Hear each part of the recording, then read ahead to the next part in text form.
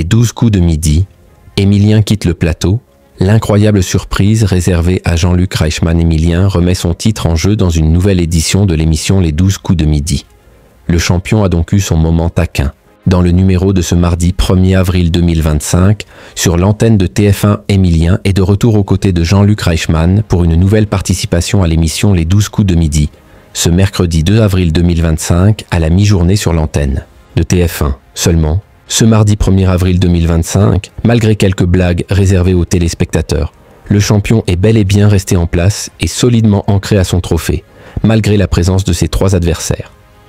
Par ailleurs, le champion, après avoir réduit Z au silence, a été bien malchanceux en finale et n'a remporté que 100 €, faisant monter sa cagnotte à 204 087 € de gains et de cadeaux. Les 12 coups de midi.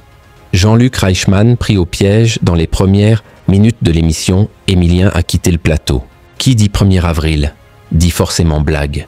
Le champion n'a pas descendu les marches comme à son habitude, mais c'est Sylvain de Kolfmacher, son coiffeur attitré, qui l'a remplacé le temps d'un instant avant qu'il ne reprenne sa place et ses habitudes.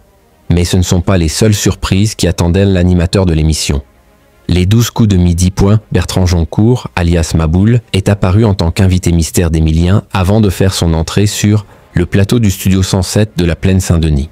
Ce dernier est apparu sous les traits de Jean-Luc Reichmann et a imité ses mimiques pendant quelques minutes. De plus, l'un des acolytes de l'animateur a entonné les premières notes du générique d'Attention à la marche sur TF1, une émission diffusée à la mi-journée de 2001 à 2010. C'était donc une incroyable surprise parmi tant d'autres, réservée à Jean-Luc Reichmann. Les 12 coups de midi.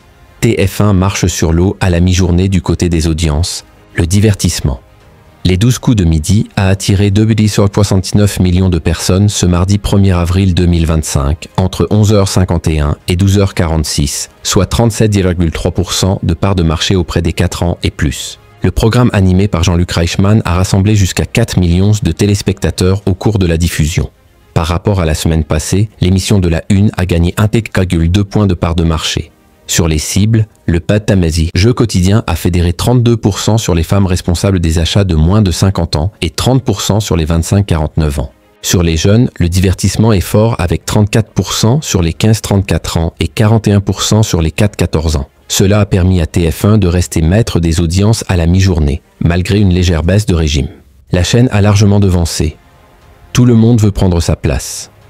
La nouvelle victoire de Joël a conquis en moyenne près de 1,62 million de personnes en frontal sur l'antenne de France 2, soit 20,7% de part de marché auprès de l'ensemble du public. Les 12 coups de midi est à retrouver quotidiennement à 11h50 sur TF1.